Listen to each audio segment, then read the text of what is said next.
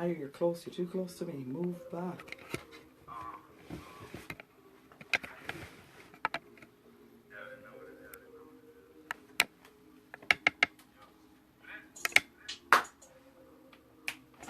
Sunday tea, you guys, tonight. We're lit. We have David here. David is running for mayor. He's an anti-establishment. Anti-Nenshi. Anti-Nenshi. He doesn't love him. He wants to do everything in his power to make sure he leaves.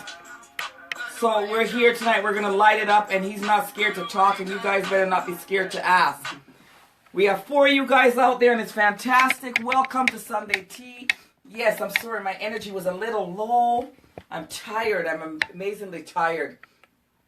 We had a good weekend. We've had lots of politicians. We had lots of work, lots of this, lots of that. Lots of working for myself. Somebody said Sunday Tea. That's what I'm talking about. You guys give us some heart and some love. We want to see some love. I want to see some hearts and some like. Tell me if you guys are enjoying the work that I'm doing, the job that I'm doing, and make me feel good about it. So we're here with Dave. Oh, thank you. That's what I want to see. Loves and hearts. And that you guys are happy, because that makes me know that I'm doing well. So we're here with David. Maybe we'll talk a little bit about there you go. All kind of good stuff before we put him on. You guys, another thing is don't be scared to send out your messages. You need to send out your messages. You guys got to talk to this guy. Find out what's going on with him. David is a gentleman that slept outside for one night to try out to see what it feels like with poverty. So he wanted to put himself in the position as a person that lived on the street or a person that doesn't have a home or anything. He believes that he could take away poverty in 1 month. Those are things we're going to have to talk about. If we'll see what's going to happen, where the conversation is going to lead. But you guys got to come out before I bring David in. You understand? Maybe one day I'm going to try to sit outside with David, sleep out in the park to find out what it's like. Lots of love, lots of love. You guys got to come in. I can't have a conversation. We can't not have a conversation without some people out here today. I know the day is nice, it's beautiful outside, and everybody's at Stampede, enjoying the weather, the festivity. But I want lots of love, you guys. You guys got to send them loves to me. 1,000 at a time. 1,000 likes, love. Yes, let's go. And we want to bring our guest in, but I want you guys to come on out and hear what this man has to say. Sometimes people are erotic, but erotic doesn't mean they're crazy. Erotic just means they're passionate and they want change and they need to see change. So David, we're going to introduce David to you right now. So David, welcome to Sunday Tea. Congratulations on you running for mayor. Thank you so much. Thank you for having me. How many of you are surprised by what I look like? Can I get a laughing face if you were surprised by what I look like? Any laughing faces? No? Okay, good. That's good. So yeah, I chose to run for mayor because City Council, and especially Mr. Nenshi, are very incompetent and they're very ego-driven.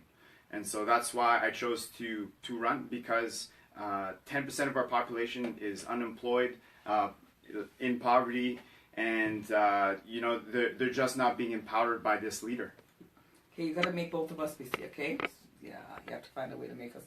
You might have to come over a little bit more here, but yeah, you got to keep the host in the show, no matter what. So there we go. So you're saying that Mayor Nenshi, because I personally like him, you know. Well, yeah, that's my opinion. I don't think he's as bad as you seem to think. What do you like about him? I like his personality. Okay. Is it because he says the things that you want to hear? Well, I can't really say that, because I've only actually spoke to Mayor Nenshi twice. Yeah. But I also feel that you can meet someone and you can take to them, or you cannot take to them. Yeah. So I want to know what you feel. This is the second time I've met you, and every time I've met you, you were really adamant about this man. You have this attack for him, and you believe under no circumstance at all he's gonna stay in his seat. You actually believe that you're gonna take away his seat after he's been rated the second most popular mayor around the world. You believe that you can take his seat. So I find that amazing. So tell us a little bit of the changes that you see, the changes that you want to do, and why do you feel that you have to be attacking Mayor Nenshi at every given moment?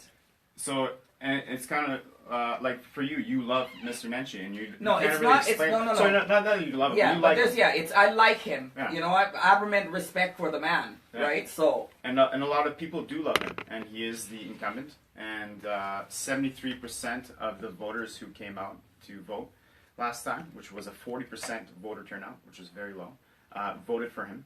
And so there's all of this popularity with him. But I asked people, I was like, what do you actually like about him? Like, oh, his personality or whatever else. But again, he's a politician. He's a crook. He's a liar. Because again, he'll say all the things that you want to hear. But those are very strong words for you to use. Yeah, but the words don't mean anything. It's what you do. It's the actions that you do. And he has the highest unemployment rate in Canada. Would the best mayor have the highest unemployment rate in Canada? He would not. He would not.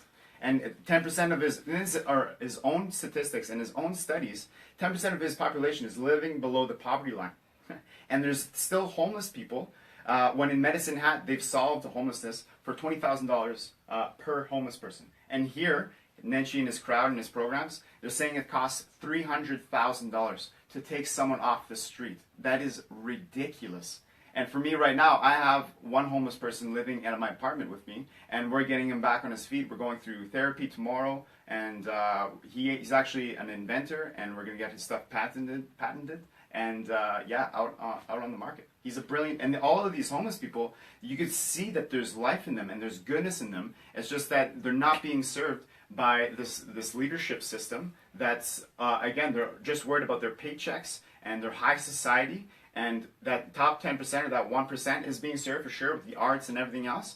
But then there's all these people who are unemployed, poverty-stricken, homeless, and crime rate is going up, and people still love him. It's like, he's the leader. He can change all these things if he had a clue. He went to the UFC for degree in commerce, and he went to Harvard for policy making. So you think, and he's still an assistant professor at MRU, Mayoral University. So you would think he would have a clue, but again, he's just a books guy. He's just a talker. He's just all these stuff. He loves studying and making programs and policies, but you could see the results, the actual things that we're left with.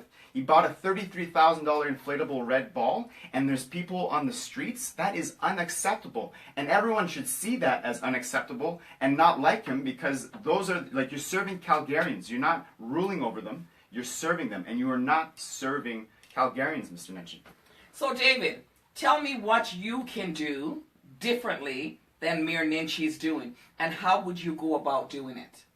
So, I spent 7 years in the Army. And in the Army, you get a lot of leadership styles and you see a lot of good examples. But what they do talk about is everyone is in it together. We don't leave any man or woman behind. And you lead from the front.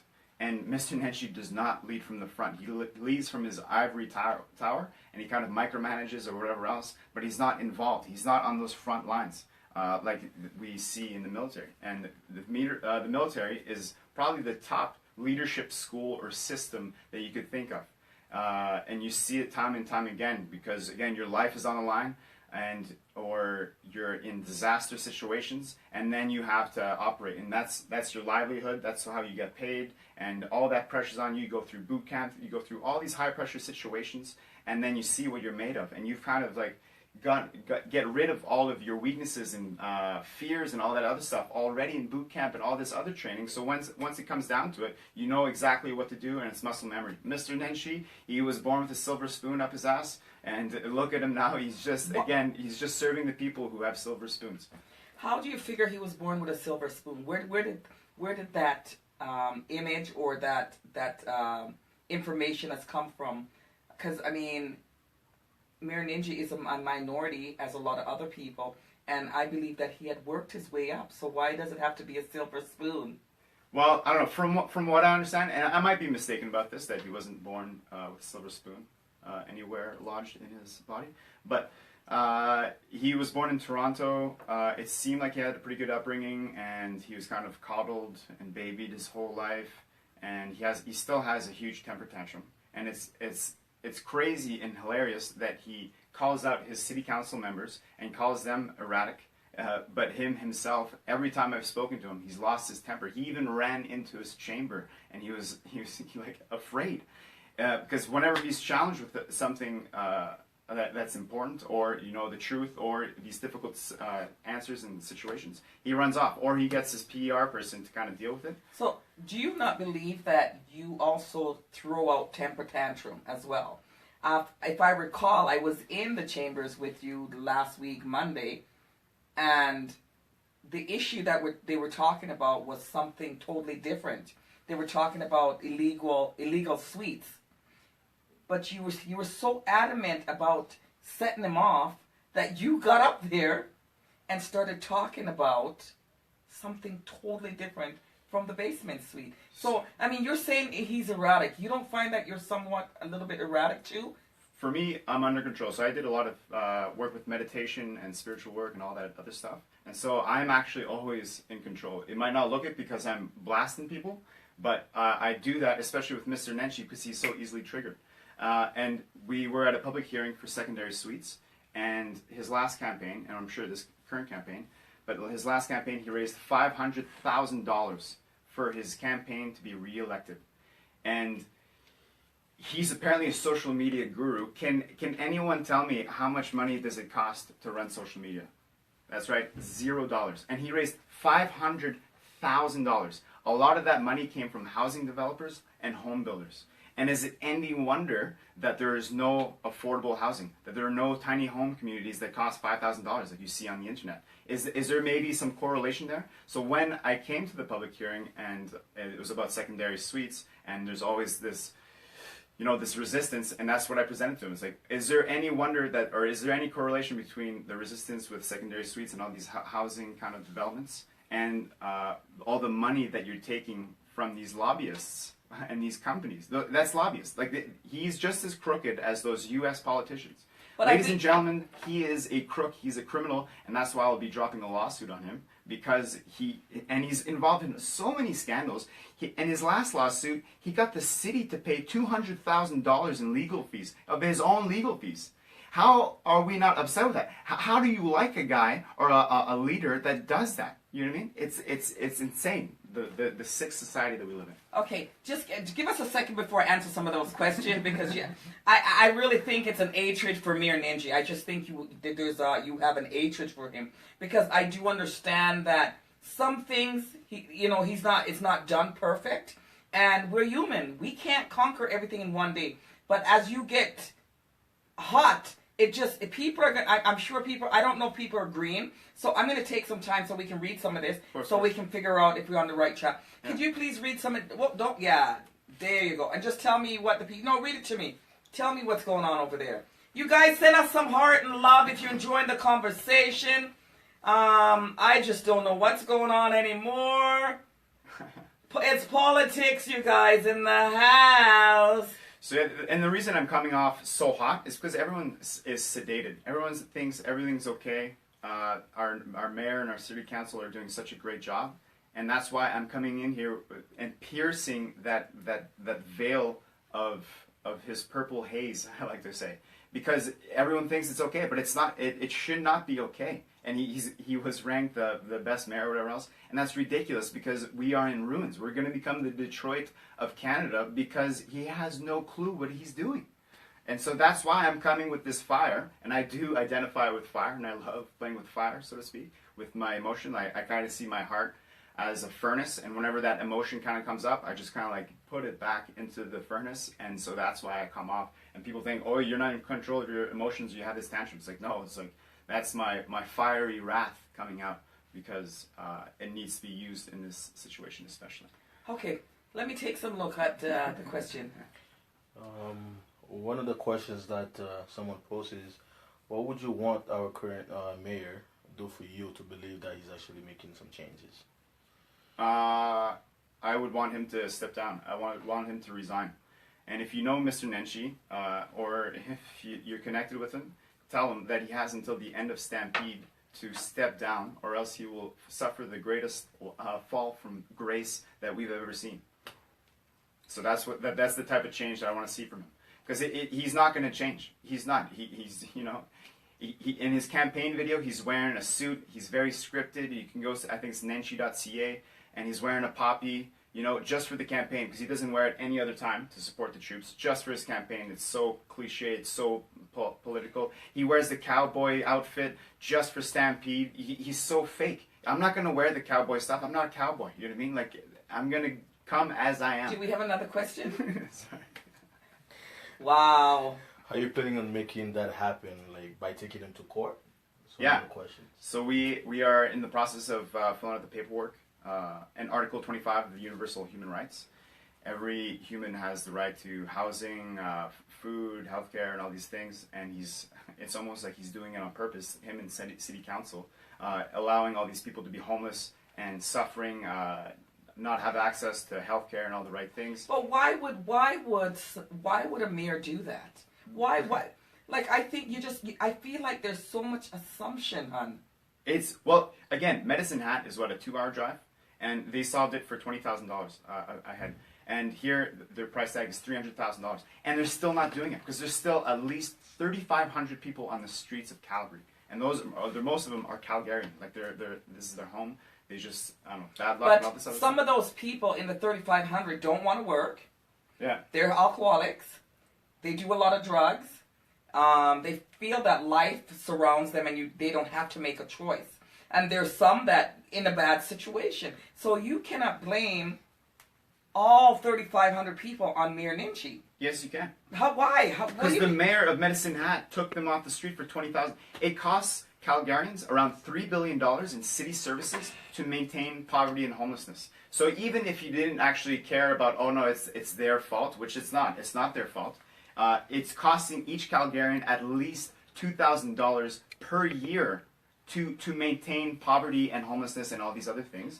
And if we were to invest in that, we would boost the economy. And he's just that clueless. And again, he probably has the same thought. And it's like, oh yeah, it's their fault. We can't help them, or like whatever. It's whoever needs to be helped. So, but imagine if they were your family member.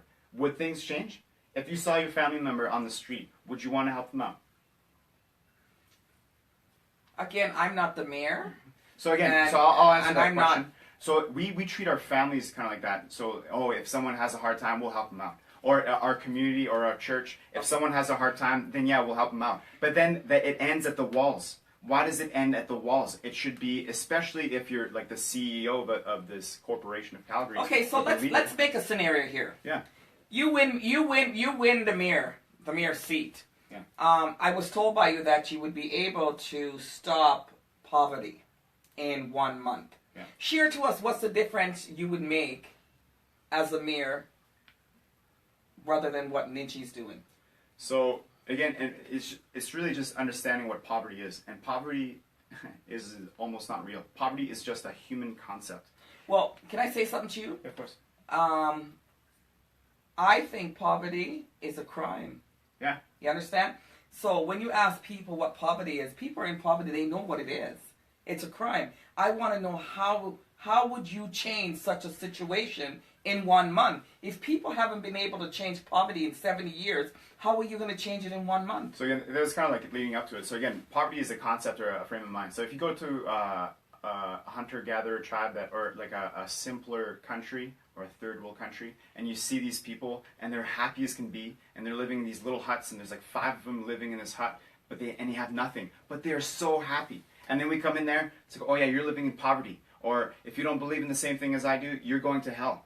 And it's like, so why are we doing these things? Like, they're not in poverty, we're just labeling that. And here especially, it's like, okay, poverty, what is poverty? No. It's a frame of mind, and it's because you're poor. Poor in what? What if someone who has nothing is super happy and happier than the rest of us because they don't have to worry about all the material things? And so again, it's all mental. And because I feel that I've done so much work with my mental and studied the mental, it's just really focusing on the mental health of our society, of our citizens. And you could see it time and time again that You know, we have physical health care, but we don't have an intricate and robust mental health care system. It's kind of like, oh yeah, just take these drugs, and you're not addressing the issue at all. You're not talking to the human. You're not listening to the person's.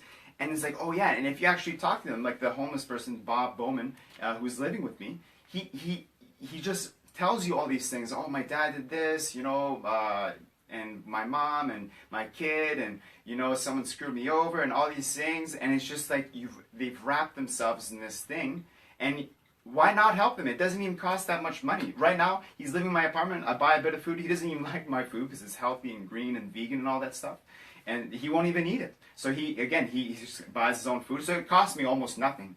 And I give him a set of my keys. He has access to my computer, everything else. I fully trust him because he's a great human being, and I consider him my equal and my brother. And that's how we should treat it. And that's why $20,000 for each $3,500. How much would that be? That'd be I don't know, a few $1,000,000, I think, to take all the homeless people off the street, and then all the people that we're giving monetary handouts to, I would take that away and putting them in programs or signing them to contracts where they would get only the basics like home, food, electricity, internet, and those basic core things. And if they do kind of volunteer work for the community, then they start unlocking more and more benefits, education, and stuff like that, and whatever else. But yeah, the mental health care will be free, will be paid for, because again, if you're getting their mental sorted out, and then they're empowered. Then they're empowered to do all these crazy things like art and like Bob invent things, and that's industry. That is jobs. That's economy. And Nenshi again is clueless to that.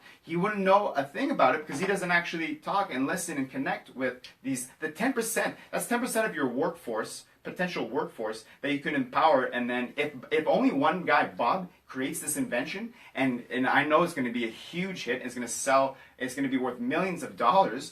Then that alone, that's just one of the 3,500. And then 10% of the population, if you start empowering them and actually just paying for their education, like CEO of Google, they'll pay for your education because they know that if you're empowered and educated and you know better, then you will do better, and you will ensure success for that corporation. And again, you think he would know this, but he's too driven by his ego and his legacy and all the things that he's doing, and oh, he's so great with all this blah blah blah. But we're suffering. We are actually suffering, and we are paying for it. Every Albertan, every Calgarian, $2,000 a year that we're wasting because he's incompetent. Wow. Well, those are huge words to use. Do we have another question? We'll take a break. Yes, there's one more question. What is your solution against homelessness, and kind of program do you have set up? The type of program you have set up for that. Okay. So you want me to answer that before the break? Well, no, you can answer because the question is directed to you. Okay. So again, Medicine Hat, they sell it for $20,000, but I would go even more adaptive to that, and it would be even cheaper than that. But there's around 10,000 rental vacancies in Calgary, and so if we were to just foot the bill for that, to get them in their own home away from downtown, because they identify downtown as their battleground.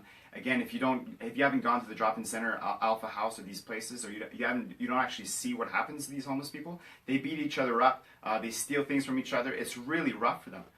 So again, I would take them out and go put them in these communities and get them involved with their churches, the respective churches, or whatever else, and get the community to take care of them. And then they get that sense of family and community, and everyone's pitching in to help them out. And again, we're paying for the rent, so whoever's renting the place out, who's had an empty room for so long or empty house for so long, then they would get money. So you're boosting the economy. You're giving money back to the Calgarians. And I would give, and it'd be a case-by-case basis, but I would make sure that someone else is in that home, like myself with Bob, where you're kind of having that brotherly or sisterly aspect, because yeah, you're showing it's like, yeah, I care about you, man, whatever you need, I'm here for you, and just having that conversation, and you're treating him like an equal, and like he is, like he means, or they matter, and they do matter. They're sisters and brothers. They are our sisters and brothers, and we should treat them like that. And it's absurd and it's crazy to think that all of us have been duped by this political system that's like, oh no, it's okay, or they just need money, we keep giving them money. It's not the money that they need, it's the love. They fucking need love. I'm sorry for swearing, but they need love. And they need compassion, and they need that brotherhood, that sisterhood, and they need to, and then that'll help sort out their mental. So, Do you ever get the idea that people think that you have a little bit of unstableness? Oh yeah. Do you feel that you have sort of some kind of a little bit of unstableness yourself? No. I mean, you apparently you have you've slept outside downtown. Elaborate on it first. Tell us a little bit of what you did and the reason why you did it, so that the audience can go know. By the way, you guys, we'd like to know if you're enjoying the conversation. We'd like you to send us some heart, some thumbs up, downs, mad face. Talk to us. Let us know what's going on. We need to know what's going on. Everybody has views and everybody has point. And as the election continues, we end up finding more and more candidates that's running for mayor. How many of you is there right now? I don't know, and I don't care because they're all going to lose. Okay.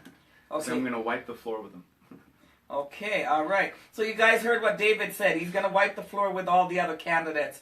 Well, I think people are around to watch to see what your outcome is going to be. So tell us a little bit about you sleeping outside and the reason why you did it.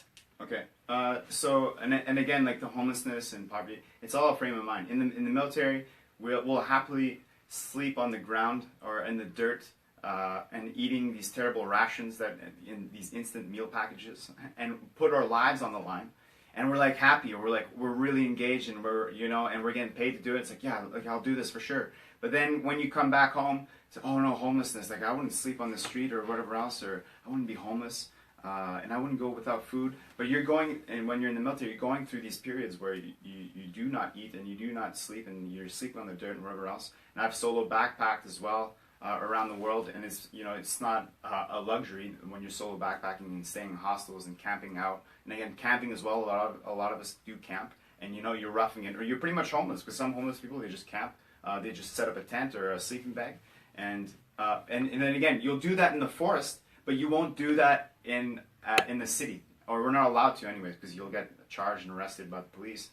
Because I don't know, you can't even be homeless. It's like they're not even letting you be homeless, or they're giving you a hard time to be homeless. So I just wanted to see what it was like. So I panhandled, and I actually made $40 in 40 minutes. It was insane, and it was a I don't know, incredible learning experience. And we gave that to a homeless person, and then I tried to get into the drop-in center, and they wouldn't even let me in because I had a mic on, and they chased us off the property. But it gave me, just seeing inside there, it was traumatic.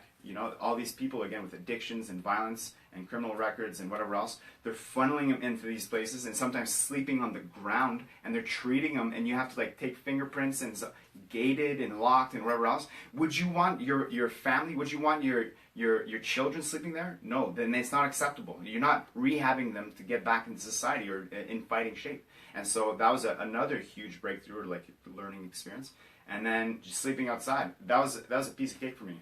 Sleeping in my hammock, in my sleeping bag outside at Confederation Park. Because it's like I'm camping, you know what I mean? And I didn't eat for 24 hours, and I didn't drink water for 24 hours, because I do practice fasting, because it's really good for you. Terry Crews, he does a lot of movies. He's super jacked, super ripped, and he practices intermittent fasting. So you don't eat for 16 hours, and then you eat for an 8-hour period.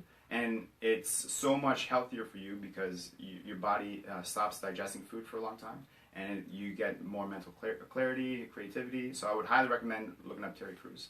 And again, it's all mental. It's like, oh yeah, I can do this. I can not eat for 16 hours. I only eat for the 8-hour period.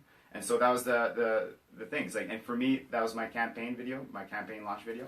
It's like, I want to show you that I actually do care, and I'll go on the street, and I'm even planning to do part of my campaign as a homeless person and getting in the faces of cops and whatever else. It's like, you're not letting me be homeless, or yeah, throw me in the cage, so to speak, with these guys. And I will do that because I want to show you that I actually do care, and I do actually take those actions. I'm not going to talk about it and charge $5,000 a plate to these rich people and whatever else. All my campaign donations go to these initiatives, and I will show every single receipt that if you do donate, what it's going towards. And again, Mr. Nenshi raised $500,000 last campaign, and he didn't show any of his receipts, what he spent it on. What is it? Plastic signs, people knocking on your door, probably gala dinners for all his rich people, rich friends and all that other stuff. And I will show you every dollar I spend. And I don't even have an agent. I don't have a campaign manager. I'm doing everything by myself because I want to show you what fiscal responsibility is. Or I want to show Mr. Nenshi especially how to best use your dollars. And that's why they call him Spenshi,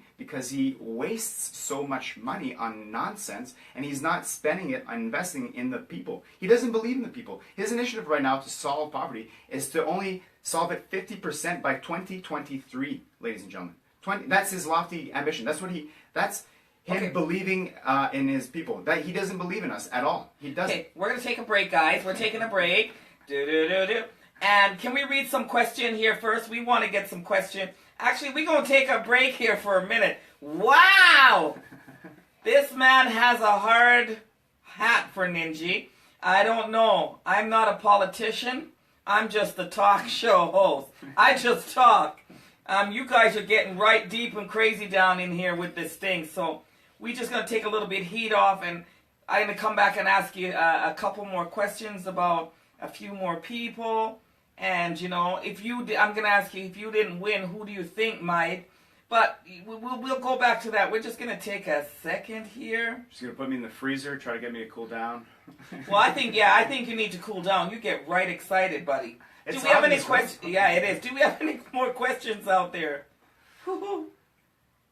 Do we have any more questions out there, honey? Somebody read. And ask me. You can ask me anything about me, anything about my life. The most personal, intimate information. I actually wrote an expose, a raw and uncut story on myself on my Facebook page, and you're more than welcome to read that during the break. Or you can just ask me absolutely anything: sex, politics, religion, anything, everything. And I feel that we need to start talking about those things because, again, a lot of people have a terrible relationship with money, sex, religion, politics, and whatever else. And we need to air it out. We need to air out that laundry, and we need you to know that it's okay. We all do these things. But yeah. Hold on, we're gonna take a break before we answer any questions. One of the questions that they had for you. Hold on, we'll take it after. I need a break. We gonna answer your question. No, just leave that. No, don't do that. We're just gonna take a break. I'm just gonna get to my music and put myself in a zone. You want to put me all in this other zone, and I don't want to be in that zone. It's a great zone to be in, though. Well, it's a good zone to be in, but we want to get some more people out here. Because we got David in the house, and he's quite sure that he's going to win the seat for the mayor.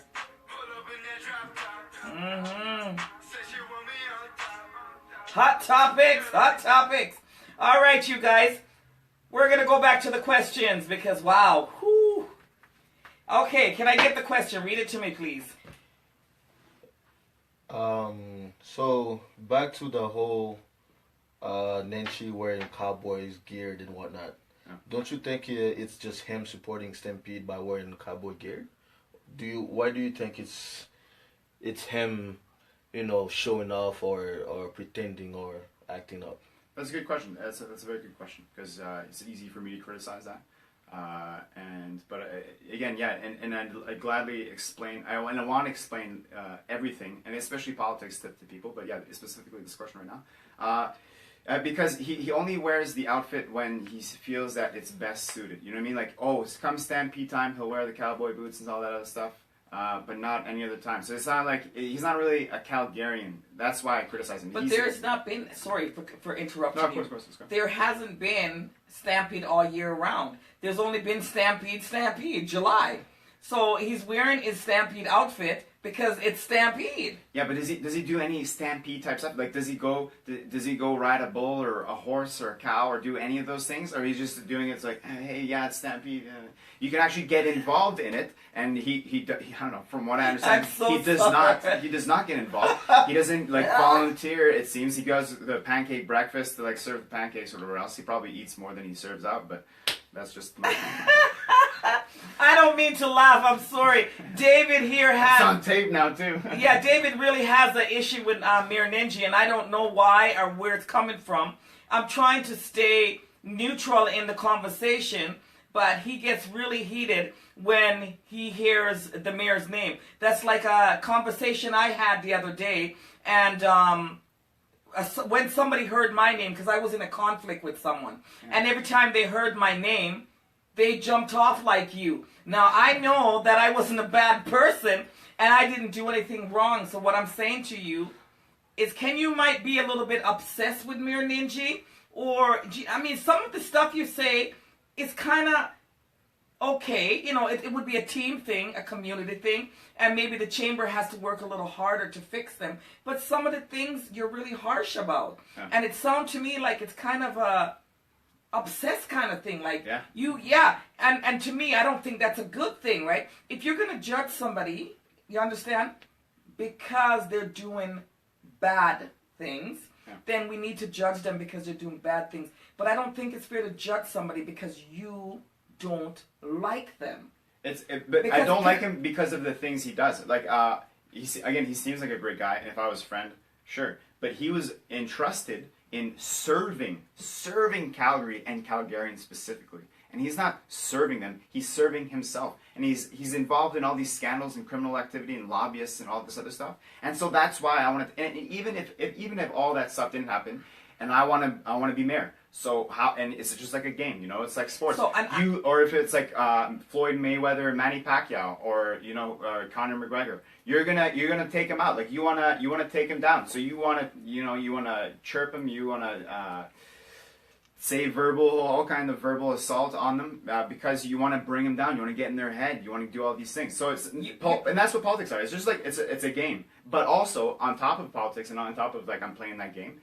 He's done a lot of terrible things, and he's not doing a good job. And nobody is aware of the terrible things he's done. Now, are these a proven fact or these hearsays? Because I haven't actually heard of Mayor Nenshi being charged for nothing. Okay, so and yeah, that's like some of the stuff that I've posted about, and I will continue to post about and bring up in all of my conversations. But I'm saying you should have evidence before you attack somebody in that sense. So even just the campaign. So last campaign he did. Just hold that thought. Can you read a question for me, please? I am so sorry. It's heated in this room. Lord have mercy. No matter what I say to this man, I can't have his mind come off Mayor Nenshi. He's absolutely, and you're absolutely adamant that you're gonna win. Oh yeah, it's faith. Hold on, we're gonna take this question before you answer it. Can you give me that question, please? There's Lord two have questions. mercy. Yes. David, if you were mayor and it was stampede time, would you ride a bull or dress like a cowboy? Definitely not ride a bull because I'm an animal activist or animal rights activist, and I'm a vegan. So I actually don't partake, and I don't protest either. I don't think protesting does any good. You just create more conflict. But a minute ago, don't cut you. You were giving Mayor Nenshi problems for wearing his cowboy outfit. Yeah. But you're saying, the person's asking, what would you do for Stampede then? If you were the mayor and it was Stampede time, what would you contribute? What would you do? So I would open up the rest of the city to the Stampede. And really, you do see that. It's like the whole city takes up this fever during the Stampede time. But I want to have that fever all year round. And you know how Drake is to the Raptors? I want to be what Drake is to the Raptors, to the Flames, to the Stampeders, to all the pro sports teams. And I want to bring the NBA, the MLB, the MLS, and all the NFL. I want to bring all those major sports teams to Calgary. And we will fill those seats. And I want to be that. I want to be that entertainer. I want to be everything that you would want out of your leader. So what you're saying is you want to be everything that Mayor Nenshi is.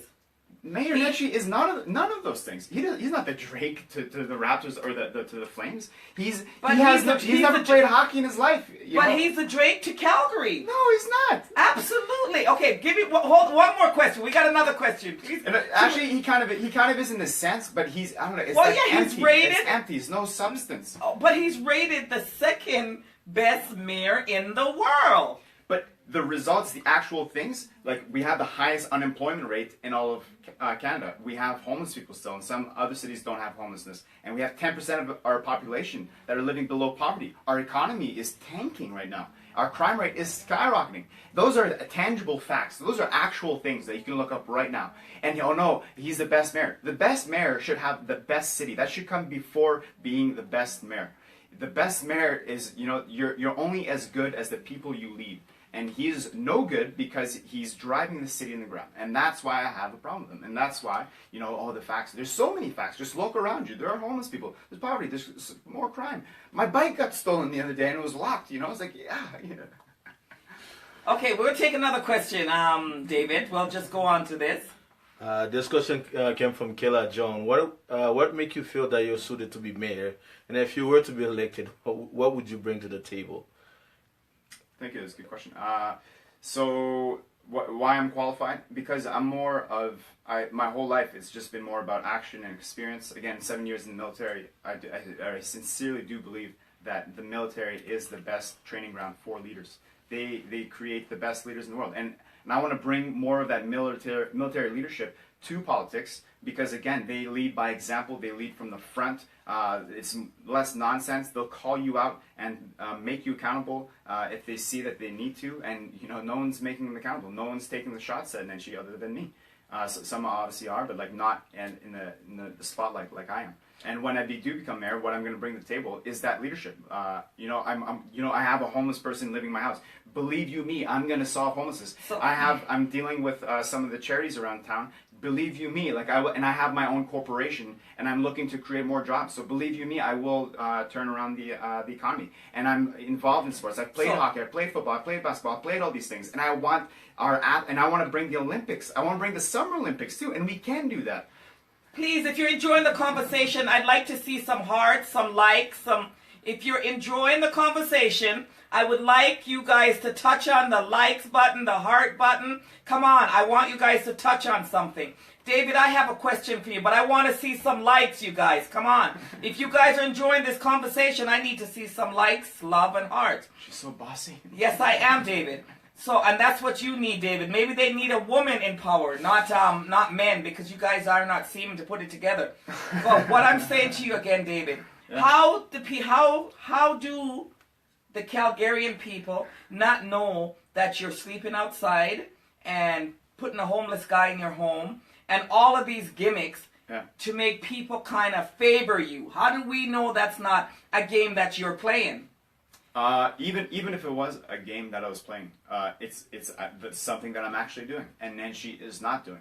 And I'm even willing to do it where I'm going to Truman Show it with Jim Carrey, where they just videotape him like all his whole existence or his whole day. I'm willing to do that, and I'm willing to show you I'm actually doing these things, and I'm posting as much as I can on social media. So you could follow me on social media, David1YYC, on all of the platforms, and you'll see I'm posting pictures and doing things, and you'll start to see less and less homeless people, because again, I'm not going to wait till the election. I'm doing them right now, and I'm studying them face to face with the homeless people in poverty and all these other things. So and hold me accountable. And I'm going to be very transparent. Again, I'm going to post my whole life on social media and my websites and all that other stuff. Again, that sounds to me like you want to get out there, because I want to get out there. So I post everything, and I try to show everything. I try to host everything, right? So that's what I'm saying. How do we know that your intention is not to try to be popular? Mayor Nenshi is a pretty popular guy. Yeah. Whether you believe it or like it or not, he's a pretty popular guy. So how do we know that that's not the spotlight that you want? So again, if you look at my social media page, my Reddit, I chew a lot of people out, and I call a lot of people out, and I'm not afraid to call people out, and I'd even call you out, but I won't do it this time around, because I respect you, and you gave me this forum. But if you kind of come at me with nonsense or whatever else, and I will shoot it right back. I'm not doing this to be popular. I am not. I'm getting this for the attention, but I want to. But you're not allowed to attack. You can't come on somebody's show, and because they ask you a question that you don't like. I can though. I will. I know you will, but I'll ruin this right now if you want. Yeah, but you can't do that. That's what I'm saying. You have a little bit of different attacks to people, but you're in here for me to showcase you. So how would you want to come on my platform to try to attack me? Because it's not about me serving you. But I'm here to ask you the question, and you're here to answer them. That's just what it is. Yeah, but I don't want to turn. Show. I don't. But I don't. It doesn't matter. You didn't have to come, right? You had a yes or a no. No, yeah, but that's. You understand? So you can't take it out of content. If you didn't want to be here, you shouldn't have came here. But this is not about me. This is about you and Mayor Nenshi. So you have to be careful when you talk. You have to be careful what you say, because the difference between me and Mayor Nenshi now, I'm not a mayor and I'm not a prime minister, but I will jump over and strangle. I don't care. We have to just keep it nice and easy. So can we get a question here, please? Because I don't want to come out of content either, right? So we're going to get some questions here. This will be a pacifist comment, but again, are other politicians kind of willing to kind of get in people's faces about this and like kind of raise well, that I think emotion? I think everybody's willing to get into everybody's face. Some people do it in a different way. Some people do it your way, and other people do it a different way. Yeah. Can we get another question, please? This is from Sunday Tea. This is from Duncan. I always thought curing a disease is not as good as preventing it. So, what are you? So, what are the leading causes of homelessness in Calgary, and how are you going to battle the root cause of? Okay, so yeah, the root cause, and the root, all of it is again mental, and that's why my focus is mental health, and that's why, we'll post it in the comments too, or afterwards, the live therapy session that we're going to be doing with Cindy tomorrow night at 7 p.m. I believe. It really is all mental, and all these things. If you get into like Eastern medicine or ancient sacred medicine, all this other stuff, or even if you really understand the message in the Bible and all these other religious texts, they talk about mental. Or for me, what I really abide to is the Hermetics, and that's really ancient stuff. It's like ancient Greek, and they say this, the art of mentality, as above is below, or like as is in your mental state or in your like imagination is below in your body. And so if you believe that you can't do this, or if you believe that you're an alcoholic, and no, I'm an alcoholic, I can't do that, nah, I can't be a job, or I can't be a mayor, I can't do this. And that's why a lot of people, they look at me, it's like, you can't be a mayor, you're not going to be mayor, you're not going to get any votes, because it's that reflection upon themselves, because maybe their parents, they told them you can't do anything, you can only do these things, you're worth nothing, blah, blah, blah, blah, blah. And for me, I'm like, I don't have that. I'm going to do whatever I want. I'm going to have a sweet life. And I've had a sweet life, and I will continue to have a sweet life. But for me, it's about empowering the citizens. And I want everyone to have a sweet life. I want all of us to have a sweet life together. But to empower people, you can't come at people in a certain way. It just doesn't work. Now, yes, you're stuck in your own ways, and you may feel that if you get angry and put somebody out there and say bad things about that person is going to affect them, but that's not empowering anyone. You understand? So there's work to be done. So like there's enlightenment and then empowerment. Well, yeah, there's work to be done for everything. There's work to be done in the show. There's work to be done in me. There's work to be done in everybody. But I'm saying we can't attack people. You can't. So again, in the military, we do get attacked. They blast you. They'll get in your face. In the old days, they would shove you or punch you or all these things to kind of condition you to have that mental fortitude. And so that's my style. A lot of people are being coddled and it's okay. That was a great song, but really it sucked. And you don't have to get in their faces because they mean well. So it's like, oh yeah, we could have done this better. But if they're being terrible, if they're mishandling your own money and you're entrusting them to lead you and they're not leading you and they're just all these wealthy people are like kind of serving themselves, then yes, call them out and bully those bullies. Fire back. And I've always identified with that. I've fought people for my friends then when they were being bullied, and I will continue that. And you see like a lot of these forums, people take shots at me. I will fire that bullshit right back at you, because that stuff you're allowing these bullies to kind of keep on doing it. And if you don't call them out, they're just going to go to the next page and be bullies there. And for you too, like you're kind of like, oh, you can't do this, you can't do that, you can't do this. Again, that's a reflection upon yourself. You don't think that someone can be successful if they speak their mind like I am, and I will be successful. Well, and I don't. I speak my mind too, but that's not what I'm saying. We don't want to speak our mind and hurt people. You understand? To put them in the place. Give me a question. Can we get another question, please? Their own bullshit. Another question. Are you trying to be Donald Trump or copying him? Because it's coming off as that right now. And on your page, you did have something that you wrote with Donald Trump. So can you tell us what you wrote? What it said? So I don't necessarily like Donald Trump, but he is one of the greatest teachers in politics and in general, just because of what he did and him becoming the president of the United States and the things he's continuing to do, and then the reaction from everyone or the effects of everything that he's doing. And so I'm just kind of studying, like, wow. And then people are finally getting off their butts off the couch. It's like, okay, well, I think we have to actually do something now because he seems like a lunatic, or he's saying all these things and whatever else. And so, yeah, again, like I will get in your face and get you off the couch and whatever else. And for these homeless people or these poverty-stricken people, again, like they've been put in the system, and unless you get in their face about it, they'll never change. You know, and they have the gift of life in them. You know, like the power of the universe is inside them, and it's being wasted because they're being led by these idiots. And it's like, oh yeah, you know, everything's good, you know, you're homeless, but you know, it's life is fantastic. I'm wearing this suit and whatever. It's empty, substanceless bullshit, and that's why you have to get in people's faces. Do you have any more questions?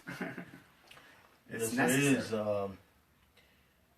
Another question that came up is, what is your plan to solve the homelessness in Calgary? If you have 5 years, what step would you take to decrease the numbers? So it wouldn't be 5 years. I would declare a state of emergency if I didn't see Calgarians pick up the slack and bring homeless people into their homes like I did. Again, like we could solve it right now. If we had 3,500 homes to do exactly what I did, we'd solve it, and it would cost almost no money. But a lot of people's like, oh no, I'm not letting a homeless person in my house. I'm not letting a sister or brother in my house. It's okay. Well, we can do it with money, and it's okay. We can do it with money, and it doesn't cost a lot of money, and that's actually boosting the economy again. Because if someone's renting out their house for $1,000, Calgary will pay that $1,000 to watch over them, and then eventually they'll get better, and then they'll be in working shape, and then they'll contribute to the community. Isn't that for a more? Isn't that for? I know there's a program like that, but that is more for not homeless. It's more for people that have a little bit of mental, or they're disabled. Yeah. That they'll pay, but they don't have that for homeless people, because some people Not are in this city. Yeah, but what I'm saying, some people are homeless because they face a really bad situation. Mm-hmm. But some people are homeless because they just don't give a shit. And they don't care. So what happens to those people when you bring them into your home and then they end up hurting the person that helped them out in the home? So there's got to be a way to be able to weed these people out to help them, to find who really needs the help from who don't need the help. Yeah. It's all good that we can be kind and professional, but again, it's coming in with safety. We have to be safe. That person has to be safe with who they're bringing in their homes. Yeah, of course. And it's going to be a case-by-case scenario, you know? Like, we're not going to put, you know, a charged sex offender who's been violent and whatever else with, like, a family full of kids. Like, obviously, we're going to use common sense when we're going to be, okay, well, this person we're going to put in a home by themselves, and we'll probably put someone who's very physically fit, but it can also do a lot of social work with them, and mentorship and guiding and whatever else, and addictions and whatever else. So again, it's a case-by-case basis. It's not going to be this blanket thing. Because not everyone's going to open up their homes like I did, and it's okay. It's okay, you know. It's a lot to ask. And people are going to want to be paid for this. People are going. This is where more money's going. It's going to again, cost money. That's the sickness in our society. Why does it have to cost money? And again, if you understood the Bible and all of these religious texts, it's about doing the deed, about being a good Samaritan, and all these things. And that message has been lost, and it's costing our society, and it's sickening our society. It's like, oh no, I need to be paid to be a good person. You know what I mean? Or what would Jesus do? He would do this. But are we actually doing it? No, we're not. Again. And why is that? But again, somebody's paying $2,100, $1,800 for mortgage. They're going to put a person up in their home, in one room. The light, the bath, everything still has to be paid. So they still have to take care of their homes. Right? Sure, so but you get the insurance, which costs like what, $100 a month for the insurance, and then all your precious material things that matter nothing, like they don't matter at all. They're just material things. You can get more of them. And you can get free of them. Like it doesn't matter. You're saying insurance. What insurance is this? So like home insurance or renter's insurance and all that stuff. And again, whatever. That's not life. That's inanimate objects. We're talking about life here, who have been discarded by their families. And if you listen to these people, they've been discarded by their families. Even for me, when I ran for mayor, my dad told me he does not believe in me. He thought I was bipolar. Some of my friends thought I was schizophrenic and all these other things. And that did not stop me. That fed me, that fueled my fire. And I just want to prove them wrong. I disowned my dad. That's what I told him. You're not my dad anymore. The pressure of being a dad, all those responsibilities and duties, you can't take, and you don't deserve them, so you're not my dad anymore. So I don't have a father anymore, because he said he didn't believe in me. And that would ruin a child. And children do get said those things when they're a child, and it fucks them up. And again, it's just layers and layers. Again, if you're a child and you're being sexually abused, emotionally abused, physically abused, get the hell out of there as soon as you're conscious enough to get out of there. Because you don't owe your parents a thing if they're being terrible to you. Get out of there and find someone who cares about you. You know what I mean? And it's ruining us. And again, these homeless people, that's what they've been through. If you actually talk to them, you know what I mean? And everyone gets caught up in their stuff. Everyone thinks, oh, I need money to do all of these things. You're almost sicker than the people who are on the street. Because some of the people on the street, they're wonderful people and they're happy and they don't care. So David, can I ask you a question? Have you ever been put out of the home by your parent and lived on the street? No. My mom did leave me when I was like 1 year old though. And I ran away from home when I was a teenager because I don't know, I was just an emotional time bomb. But I did not get put out. And a lot of kids do that. But I was just concerned to see if you were left on the street and you were brought up homeless type of thing. No. But you said you weren't. Your mom left. Okay, so we understand. Can we see if there's any more questions out there? But the passion that you have for the homeless is a great passion. Because if a lot of people had that same passion, maybe the world would be in a better place. I just think that you word your thing your way. I word my thing my way. We just have to be careful because people have different opinion and different thoughts. Can I see if there's another question, please? Has Mayor Nenshi done anything good in your eyes at all? No, and again, like, of course he's done some good things, you know. And for instance, can you elaborate on something that he's done that's good? So a lot of people tell me when I ask them what good has he done. It's like, oh, he was there in the floods. He reacted to the floods. It's like, well, I would hope the mayor would react to the floods. But again, from the tape that I saw, he, again, just took a lot of selfies and spoke to a lot of news. And, you know, if you look at a military general or a military leader, they're not talking to the press. They're not talking about. They're in the front line. They're digging the trench with you. They're not sitting back. And I was even serving in the military at the time. And the city council does have the authority to ask for more troops. And you only ask for a certain amount of troops. And I was told to stand down. I couldn't go back to my hometown to help people during the flood. And so again, that you know, you seem like he did do some good, but he could have done better. And again, he was too selfish about his own ego and his own image that he didn't, oh no, yeah, we do need all this help. Like, let's get all hands on deck to help our Calgarians because it's a flood that messed up our city and like cost people their homes and everything else.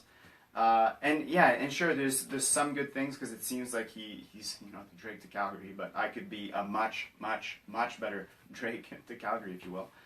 Because again, I've played hockey, I've played football. I'm actually in there with the homeless, like, so I'm like Drake for the homeless right now. I'm the Drake for the hockey. I'm Drake for all, like, I can be Drake for everyone and everything. And I even want to call Drake out to do a battle live from the actual gutter here in Calgary. And I will do that once I get the spotlight. And we will win. And we will take the throne, if you will. Any more questions? We're about to wrap up. We did our 45 minutes. I think we did a little bit longer than 45 today.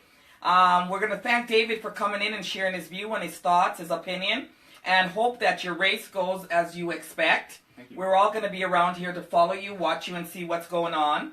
No more questions? You keep saying Drake. Is Drake your favorite artist? Not really. He has a lot of ghostwriters and stuff like that. He does put out good music, for sure. But again, like, now it's like the game of who's the better promoter or whatever for their city or for their sports team. So do you know? And so now you have to take him down. That's the game. The politics of, you know, the city promoter or for the cities. And again, we will become the best city in the world when I become mayor. That's a guarantee. I guarantee. That's a promise. That's one of my only promises that I will promise to you. So do you have any lines of Drake's song that you want to let us go with? You know, do you have you seem to talk about him a lot, so do you know any of his lines that you want to throw at us before we... Sure, yeah. So you had summer 16, but what comes after the summer? The fall. The fall of Drake in the 6. All right. That's what we're talking about. So you guys, again, thank you very much for tuning in to Sunday Tea. Thank you very much for joining David, who's running for mayor. He's running against Mayor Nenshi. Do you have any last words for Mayor Nenshi before we take off? Yeah, so quit by the end of Stampede, or, yeah, we're going to put you through hellfire. All right. There you go. That's David's last words. You guys can follow me on YouTube. You guys can follow me. Can you turn the camera to me now and let me take myself out? Thank you very much, David. There we go. Is what somebody just said something so I can answer them quickly before I go? Wow, this was really a great show tonight. A lot of heated conversation, different opinion, different thoughts. Always seems to put people in different places. Sunday Tea with Althea comes live every Sunday at 7 p.m. You guys can follow me on YouTube. It's a good thing that me and David didn't start throwing punches in here. Lit! Or maybe I pull out David's hair. Stay tuned for next episode. Exactly, for me killing David or David trying to chase me down with something. But again, you guys, you know what? People have their opinion. It's a free will. You're allowed to feel and think the way you are as long as you're not hurting or harming a human being. I think you're totally entitled to your opinions. As far as David's opinion on the mayor, that's David's opinion. That is not nobody else's. Nor are we going to take it to the heart. You guys can follow me on YouTube. You guys follow me on Facebook. You guys can follow me on, like my page Sunday Tea, like my page Althea Carol Clark. Just like me. I just want you to like me. And no, I don't want to run for mayor. Not yet. Lit. But yes, you guys, thank you very much for watching. I do appreciate every Sunday that you guys come in. I will try to bring you more and more and more topics that you guys will talk. You will inform yourself and you will get some information. Politics at its best, I guess. Have a great night. See you later. Finish. Good.